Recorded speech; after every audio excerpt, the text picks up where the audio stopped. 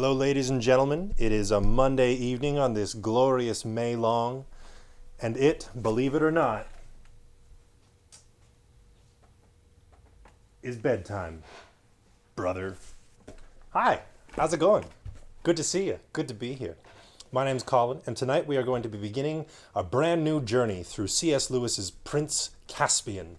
We've got two, oh yeah, thank you, yes. Move the reality out of the frame.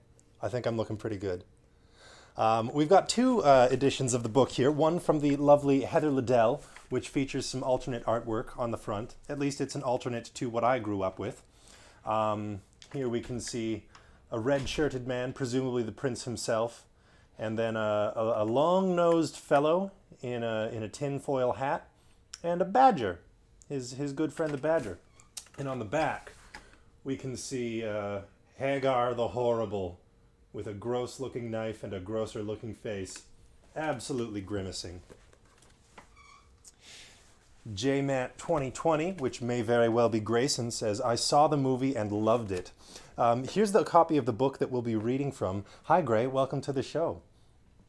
This is the copy that we'll be reading from. It features on the cover a great conflagration with at least one giant giving it his all. Let me see if I can bring this in and out of frame to sharpen up the focus. The ever-going battle of Colin versus the focus. It's Gray. It is Gray. What up, little dude? Welcome to the show. Glad you're here. This evening's beverage is a deliciously potent glass of pomegranate juice. Nice little kick of sugar to get me all wired up right before bedtime. It's the perfect thing.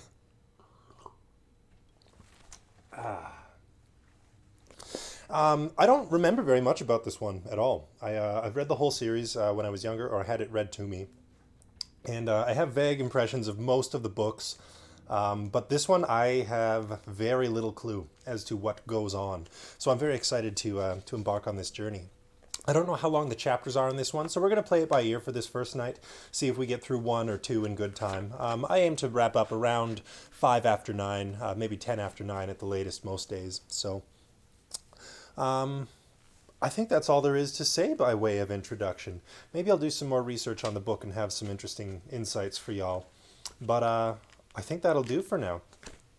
When we crack this bad boy open, we can see right off the bat this glorious map of Narnia, and just to the south of it, Archenland, and to the north, the Wildlands of the North, which presumably we will get to visit in this exciting journey. There's no appearance of Calorman, which is to the south of Archenland, where we spent most of The Horse and His Boy. So I don't suppose that nation will figure much into this one, but you never know. McKinnon99, hey Heather, just wanted to drop in on my phone. However, Lance and I are out of sync, so I may be just here on his device. Love this and all of you. Oh, thanks, Heath. McKinnon99 is my dear sister, and she and Lance have just moved into a new place. I don't know, I want to say maybe 20 blocks to the east of where I'm set up. I look forward to being able to come over soon for barbecue. Actually, it's funny, after last week's talk of sausages, I went to the grocery store and I bought a 10-pack of Smokies, and no buns, no hot dog buns whatsoever. So they've just been taunting me from the fridge. It was probably far too many sausages, as I'm the only carnivore, or omnivore, I suppose, in the house. But I'll get through them. By the grace of God, I'll eat those sausages. So, I hope you've got some beverages of your preference. You've got your feet up, and you are prepared to slide into a narrative coma with C.S. Lewis's Book 4, Prince Caspian: The Return to Narnia. Whoa, it's got a subtitle. Cool. I never knew that. Illustrations by Pauline Baines. The dedication is to one Mary Claire Havard. Ooh, there's a whole cast of characters and everything, which we will skip. Yep. Lots of fine folks. Prince Caspian among them. The Pevensies appear to make an appearance in this one. Nevertheless, we begin our journey through Book 4. You were just camping and eating hot dogs. Oh, Gray, I'm so jealous. Hot dogs are the best, and camping is up there too. It's nice to get some time by the fireside. Chapter 1. The Island. Once there were 4 children, whose names were Peter, Susan, Edmund, and Lucy. And it has been told in another book called The Lion, the Witch, and the Wardrobe how they had a remarkable adventure. They had opened the door of a magic wardrobe and found themselves in a quite different world from ours. And in that different world they had become kings and queens in a country called Narnia. While they were in Narnia they seemed to reign for years and years. But when they came back through the door they found themselves in England again. It all seemed to have taken no time at all. At any rate, no one noticed that they had ever been away, and they never told anyone, except one very wise grown-up. That had all happened a year ago, and now all 4 of them were sitting on a seat at a railway station, with trunks and playboxes piled up round them. They were, in fact, on their way back to school. They had travelled together as far as this station, which was a junction, and here in a few minutes one train would arrive and take the girls away to one school, and in about half an hour another train would arrive and the boys would go off to another school. The first part of the journey, when they were all together, always seemed to be part of the holidays. But now that they were going to be saying goodbye and going different ways so soon, everyone felt that the holidays were really over, and everyone felt their term time feelings beginning again, and they all were rather gloomy, and no one could think of anything to say. Lucy was going to boarding school for the first time. It was an empty, sleepy country station, and there was hardly anyone on the platform except themselves. Suddenly, Lucy gave a sharp little cry, like someone who had been stung by a wasp. "What's up, Lou?" said Edmund, and then suddenly broke off and made a noise like, "Ow!" "What on earth?" began Peter, and then he too suddenly changed what he had been going to say. Instead, he said, "Susan, let go! What are you doing? Where are you dragging me to?" "I'm not touching you," said Susan. "Someone is pulling me. Oh, stop it!" Everyone noticed that all the others' faces had gone very white. "I felt just the same," said Edmund in a breathless voice. "As if I were being dragged along. A most frightful pulling. Ugh, it's beginning again." "Me too," said Lucy. "Oh, I can't bear it." "Look sharp," shouted Edmund. "All catch hands and keep together. This is magic. I can tell by the feeling. Quick!" "Yes," said Susan. "Hold hands. Oh, I do wish it would stop. Oh!" Next moment, the luggage, the seat, and the platform, and the station had completely vanished. The 4 children, holding hands and panting, found themselves standing in a woody place. Such a woody place that branches were sticking into them, and there was hardly room to move. They all rubbed their eyes and took a deep breath. "Oh, Peter," exclaimed Lucy, "do you think we can possibly have got back to Narnia? And by the 3rd page already?" "It might be anywhere," said Peter. "I can't see a yard in all these trees. Let's try to get into the open, if there is any open." With some difficulty, and with some stings from nettles and pricks from thorns, they struggled out of the thicket. They had another surprise, then. Everything became much brighter, and after a few steps they found themselves looking at the edge of a wood, looking down on a sandy beach. A few yards away, a very calm sea was falling on the sand with such tiny ripples that it made hardly any sound. There was no land in sight, and no clouds in the sky. The sun was about where it ought to be at 10 o'clock in the morning, and the sea was a dazzling blue. They stood sniffing in the sea smell. "By Jove," said Peter, "this is good enough." 5 minutes later, everyone was barefooted and wading in the cool, clear water. "This is better than being in a stuffy train on the way back to Latin and French and algebra," said Edmund. And then, for quite a long time, there was no more talking, only splashing and looking for shrimps and crabs. "All the same," said Susan presently, "I suppose we'll have to make some plans. We shall want something to eat before long."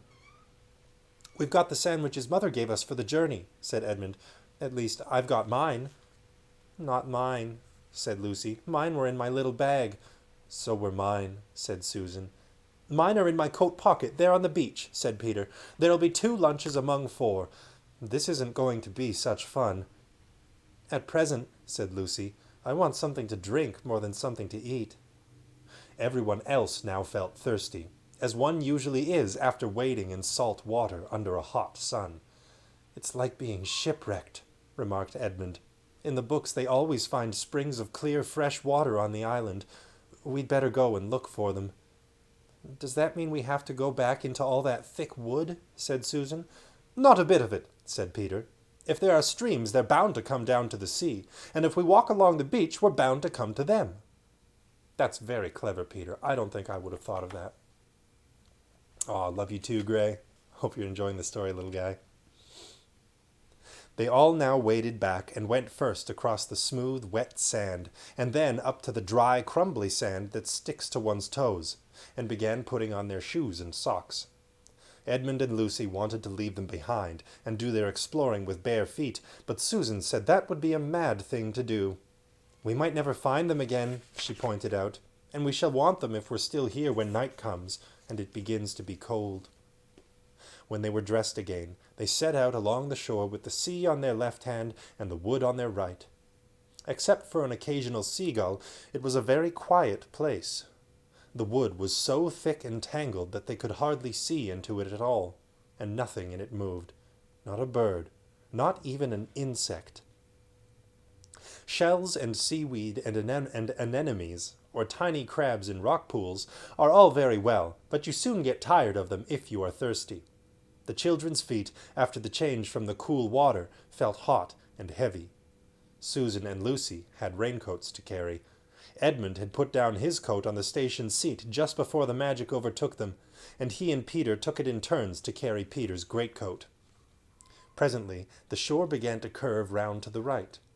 About a quarter of an hour later, after they had crossed a rocky ridge which ran out into a point, it made quite a sharp turn. Their backs were now to the part of the sea which had met them when they first came out of the wood, and now, looking ahead, they could see across the water another shore, thickly wooded like the one they were exploring. "I wonder, is that an island, or do we join on to it presently?" "Don't know," said Peter, and they all plodded on in silence. The shore that they were walking on drew nearer and nearer to the opposite shore, and as they came round each promontory the children expected to find the place where the 2 joined, but in this they were disappointed. They came to some rocks which they had to climb, and from the top they could see a fair way ahead, and— "Oh, bother," said Edmund. "It's no good. We shan't be able to get to those other woods at all. We're on an island." It was true. At this point the channel between them and the opposite coast was only about 30 or 40 yards wide, but they could now see that this was its narrowest place. After that, their own coast bent round to the right again, and they could see open sea between it and the mainland. It was obvious that they had already come much more than halfway round the island. Here we can see our darling Pevensies doing a little bit of cartography, charting this new mysterious island that they find themselves upon.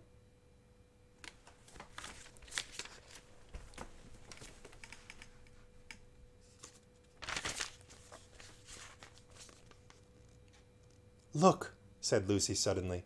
"What's that?" She pointed to a long, silvery, snake-like thing that lay across the beach. "A stream! A stream!" shouted the others, and tired as they were, they lost no time in clattering down the rocks and racing to the fresh water. They knew that the stream would be better to drink farther up, away from the beach, so they went at once to the spot where it came out of the wood. The trees were as thick as ever, but the stream had made itself a deep course between high mossy banks, so that by stooping you could follow it up into a sort of tunnel of leaves. They dropped on their knees by the first brown, dimply pool, and drank, and dipped their faces in the water, and then dipped their arms in up to the elbows. "Now," said Edmund, "what about those sandwiches?" "Oh, hadn't we better save them?" said Susan. We may need them far worse later on." "I do wish," said Lucy, "now that we're not thirsty, we could go on feeling as not hungry as we did when we were thirsty." "But what about those sandwiches?" repeated Edmund. "There's no good saving them till they go bad. You've got to remember it's a good deal hotter here than in England, and we've been carrying them about in pockets for hours." So they got out the 2 packets and divided them into 4 portions, and nobody had quite enough, but it was a great deal better than nothing. Then they talked about their plans for the next meal. Lucy wanted to go back to the sea and catch shrimps, until someone pointed out that they had no nets. Edmund said that they must gather gulls' eggs from the rocks, but when they came to think of it, they couldn't remember having seen any gulls' eggs, and wouldn't be able to cook them if they found any. Peter thought to himself that unless they had a stroke of luck, they would soon be glad to eat raw eggs, but he didn't see any point in saying this out loud. Susan said it was a pity they had eaten the sandwiches so soon. 1 or 2 tempers very nearly got lost at this stage. Finally Edmund said, "Look here, there's only one thing to be done. We must explore the woods. Hermits and knights errant and people like that always manage to live somehow if they're in a forest. They find roots and berries and things." "What sort of roots?" asked Susan. "I always thought it meant roots of trees," said Lucy. "Come on," said Peter. "Ed is right, and we must try to do something, and it'll be better than going out into the glare of the sun again." So they all got up and began to follow the stream. It was very hard work. They had to stoop under branches and climb over branches. They had to stoop under branches and climb over branches. And they blundered through great masses of stuff like rhododendrons, then tore their clothes and got their feet wet in the stream. And still there was no noise at all, except the noise of the stream, and the noises they were making themselves. They were beginning to get very tired of it when they noticed a delicious smell, and then a flash of bright color high above them at the top of the right bank. "I say," exclaimed Lucy, "I do believe that that's an apple tree." "Ah, that's okay, Gray."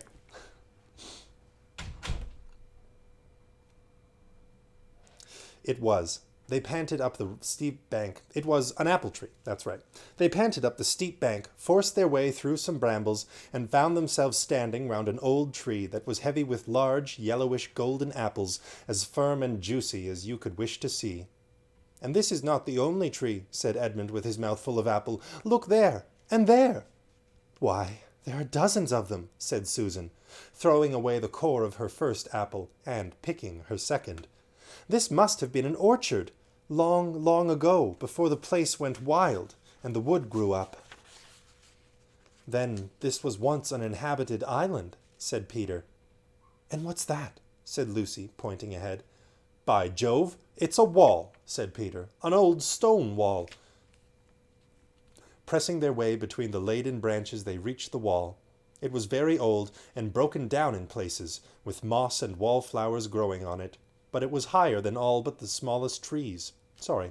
But it was higher than all but the tallest trees. And when they came quite close to it, they found a great arch, which must once have had a gate in it, but now was almost filled up with the largest of all the apple trees.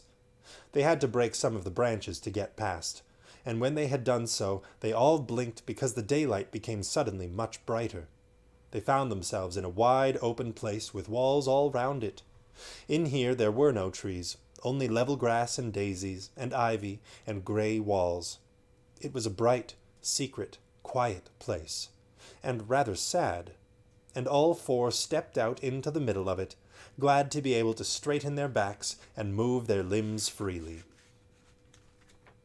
Here we can see the Pevensey children whisked away to some variety of magical land, standing in the orchard time forgot, next to some rather fine masonry.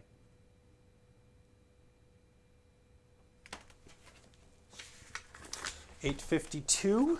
Oh, what the heck. Let's read another chapter.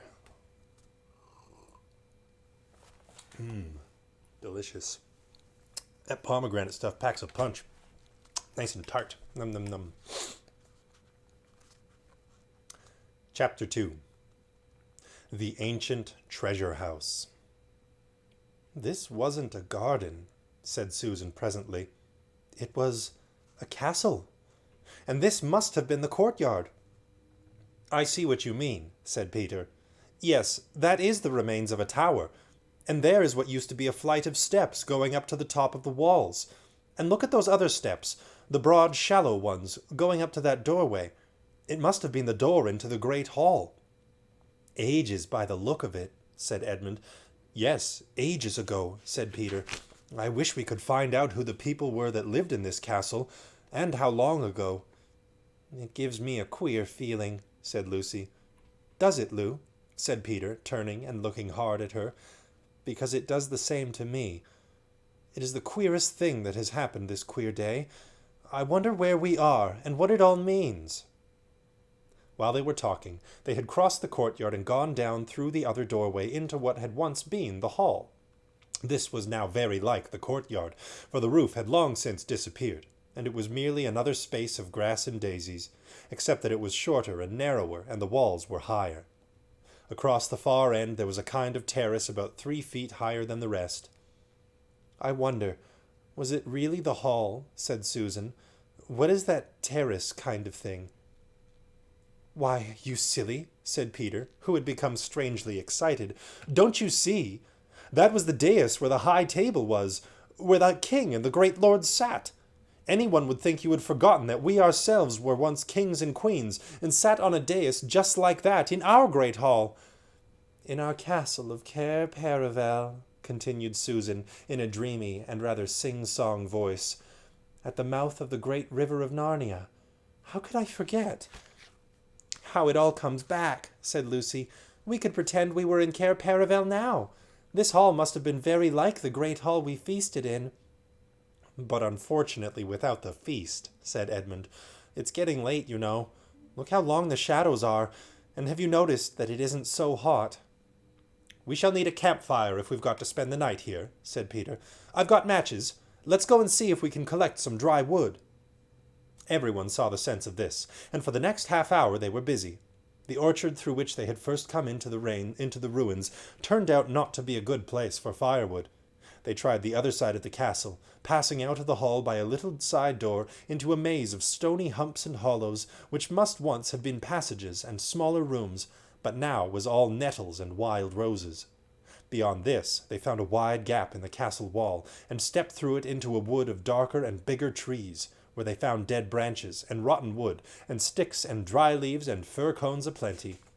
They went to and fro with bundles until they had a good pile on the dais. At the 5th journey they found the well, just outside the hall, hidden in weeds, but clean and fresh and deep when they had cleared these away. The remains of a stone pavement ran halfway round it. Then the girls went out to pick some more apples, and the boys built the fire, on the dais and fairly close to the corner between 2 walls, which they thought would be the snuggest and warmest place. They had great difficulty in lighting it, and used a lot of matches, but they succeeded in the end. Finally, all 4 sat down with their backs to the wall and their faces to the fire. They tried roasting some of the apples on the end of sticks, but roast apples are not much good without sugar, and they are too hot to eat with your fingers till they are too cold to be worth eating. So they had to content themselves with raw apples, which, as Edmund said, made one realize that school suppers weren't so bad after all. I shouldn't mind a good thick slice of bread and margarine this minute, he added. But the spirit of adventure was rising in them all, and no one really wanted to be back at school. Shortly after the last apple had been eaten, Susan went out to the well to get another drink. When she came back, she was carrying something in her hand. "Look," she said in a rather choking kind of voice, I found it by the well." She handed it to Peter and sat down. The others thought she looked and sounded as if she might be going to cry. Edmund and Lucy eagerly bent forward to see what was in Peter's hand, a little bright thing that gleamed in the firelight.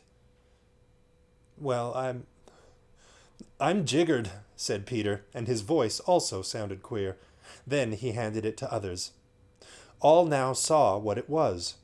A little chess-knight, ordinary in size, but extraordinarily heavy, because it was made of pure gold, and in the eyes of the horse's head were 2 tiny little rubies. Or rather, one was, for the other had been knocked out. Here we can see Lucy returning to the fire with a little bit of treasure. They've got their own little campsite set up, it seems.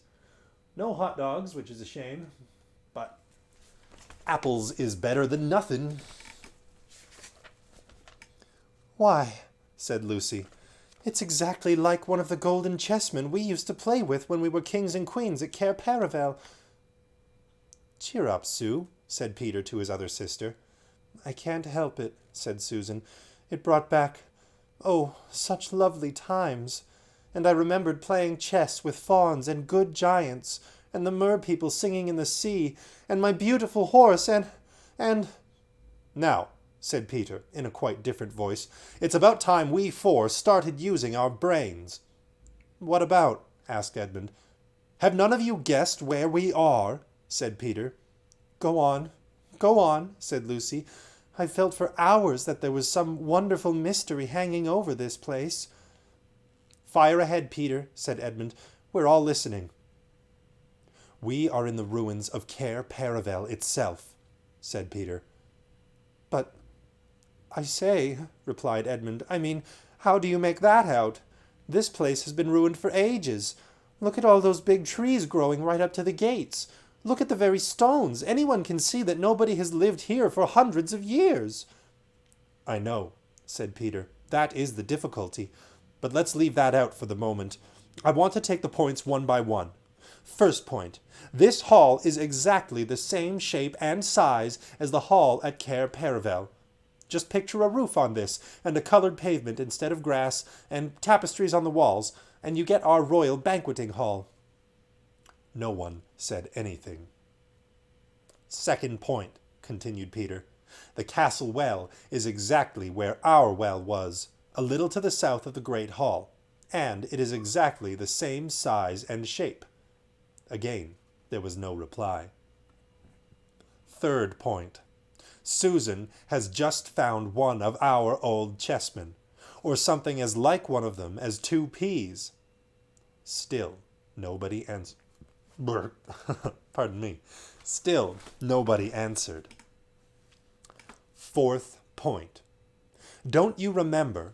It was the very day before the ambassadors came from the King of Calormen. Don't you remember planting the orchard outside the north gate at Cair Paravel?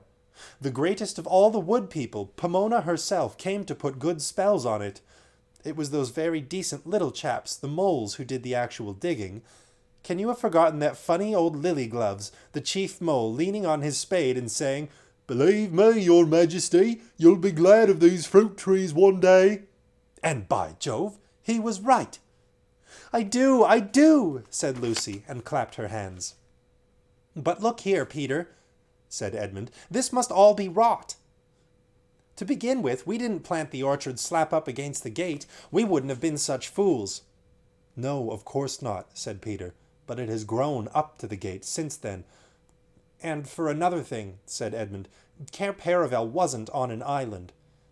Yes, I've been wondering about that, but it was a peninsula, jolly near an island. Couldn't it have been made an island since our time? Somebody has dug a channel. But half a moment, said Edmund. You keep on saying since our time, but it's only a year ago since we came back from Narnia, and you want to make out that in one year castles have fallen down and great forests have grown up, and little trees we saw planted ourselves have turned into a big old orchard, and goodness knows what else? It's all impossible. There's only one thing, said Lucy. If this is Cair Paravel, there ought to be a door at this end of the dais. In fact, we ought to be sitting with our backs against it at this moment. You know, the door that led down to the treasure chamber. I suppose there isn't a door, said Peter, getting up. The wall behind them was a mass of ivy. We can soon find out, said Edmund, taking up one of the sticks that they had laid out ready for putting on the fire. He began beating the ivied wall. Tap, tap went the stick against the stone, and again tap, tap, and then, all at once, boom, boom, with a quite different sound, a hollow, wooden sound. Great Scott! Said Edmund. We must clear this ivy away, said Peter. Oh, do let's leave it alone, said Susan. We can try it in the morning. If we've got to spend the night here, then I don't want an open door at my back and a great big black hole that anything might come out of, besides the draft and the damp. And it'll soon be dark. Susan, how can you? Said Lucy with a reproachful glance. But both the boys were too much excited to take any notice of Susan's advice. They worked at the ivy with their hands, and with Peter's pocket knife till the knife broke. After that they used Edmund's. Soon the whole place where they had been sitting was covered in ivy, and at last they had cleared the door. Locked, of course, said Peter. But the wood's all rotten, said Edmund. We can pull it to bits in no time, and it will make extra firewood. Come on. It took them longer than they expected, and, before they had done, the great hall had grown dusky, and the first star or two had come out overhead. Susan was not the only one who felt a slight shudder as the boys stood above the pile of splintered wood, rubbing the dirt off their hands and staring into the cold, dark opening they had made. Now for a torch, said Peter. Oh, what good is it? Oh, what is the good? Said Susan. And as Edmund said, I'm not saying it now, Edmund interrupted. I still don't understand, but we can settle that later. I suppose you're coming down, Peter? We must, said Peter. Cheer up, Susan. It's no good behaving like kids now that we're back in Narnia. You're a queen here. And anyway, no one could go to sleep with a mystery like this on their minds. They tried to use long sticks as torches, but this was not a success. If you held them with the lighted end up, they went out, and if you held them the other way, they scorched your hand and the smoke got in your eyes. In the end, they had to use Edmund's electric torch. Luckily, it had been a birthday present less than a week ago, and the battery was almost new. He went first, with the light. Then came Lucy, then Susan, and Peter brought up the rear. I've come to the top of the steps, said Edmund. Count them, said Peter. 1, 2, 3, said Edmund, as he went cautiously down, and so up to 16. And this is the bottom, he shouted back. Then it really must be Cair Paravel, said Lucy. There were 16. Nothing more was said till all four were standing in a knot together at the foot of the stairway. Then Edmund flashed his torch round slowly. Oh, said all the children at once. For now all knew that it was indeed the ancient treasure chamber of Cair Paravel, where they had once reigned as kings and queens of Narnia. There was a kind of path up the middle, as it might be in a greenhouse, and along each side at intervals stood rich suits of armor, like knights guarding the treasures. In between the suits of armor, and on each side of the path, were shelves covered with precious things. Necklaces and arm rings and finger rings and golden bowls and dishes and long tusks of ivory, brooches and coronets and chains of gold, and heaps of unset stones lying piled anyhow as if they were marbles or potatoes. Diamonds, rubies, carbuncles, emeralds, topazes, and amethysts. Under the shelves stood great chests of oak, strengthened with iron bars and heavily padlocked. And it was bitterly cold, and so still that they could hear themselves breathing, and the treasures were so covered with dust that unless they had realized where they were and remembered most of the things, they would hardly have known they were treasures. There was something sad and a little frightening about the place, because it all seemed so forsaken and long ago. That was why nobody said anything for at least a minute. Then, of course, they began walking about and picking things up to look at. It was like meeting very old friends. If you had been there, you would have heard them saying things like, "Oh, look, our coronation rings. Do you remember wearing this time the first? Do you remember first wearing this? Why, this is the little brooch we all thought was lost. I say, isn't that the armor you wore in the great tournament in the Lone Islands? Do you remember that dwarf making it for me? Do you remember drinking out of that horn? Do you remember? But suddenly Edmund said, Look here, we mustn't waste the battery. Goodness knows how often we shall need it.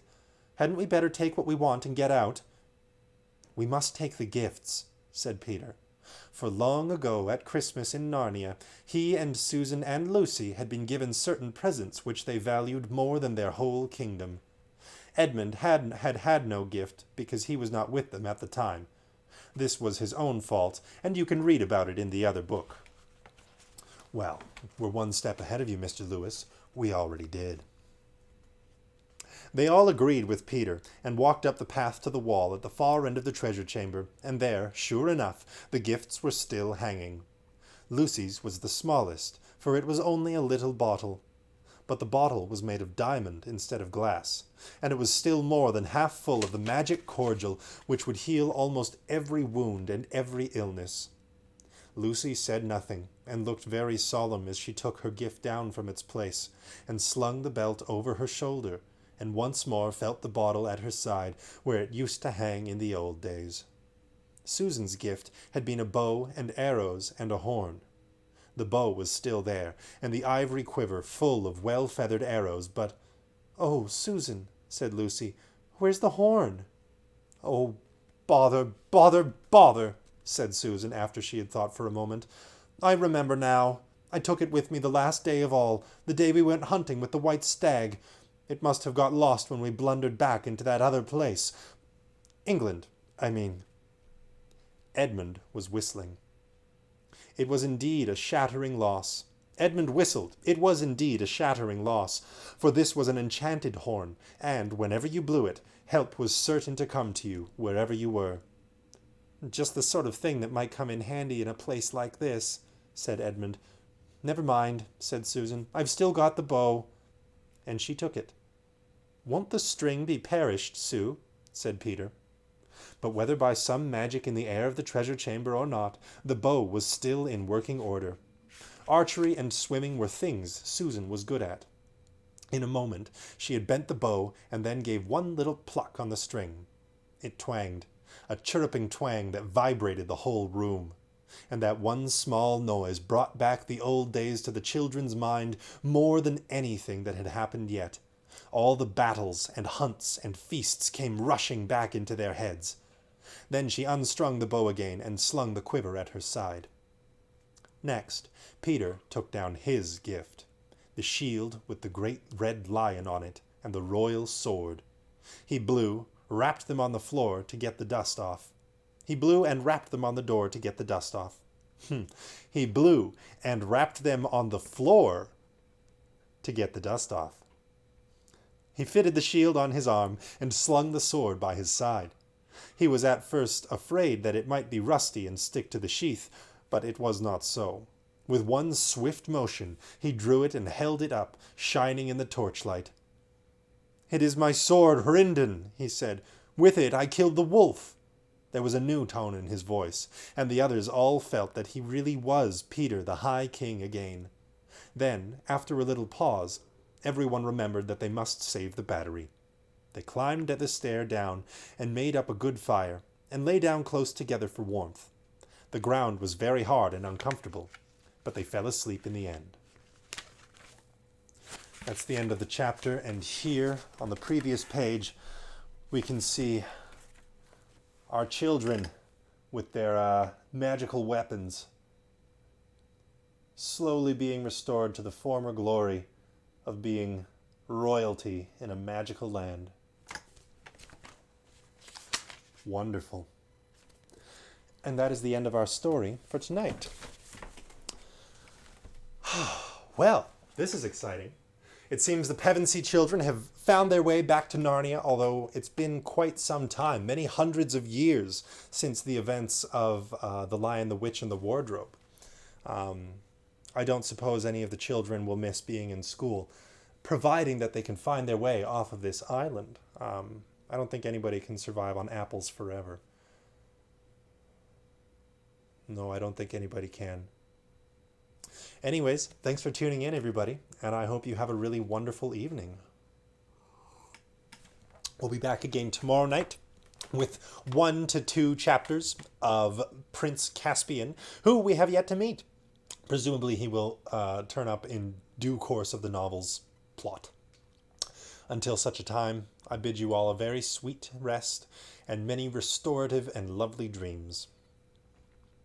Good night, moon, and good night, stars. Good night, trucks, and good night, cars. Good night, shoes, and good night, hats.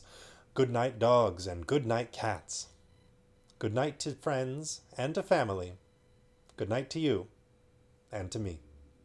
Sweet dreams, everybody.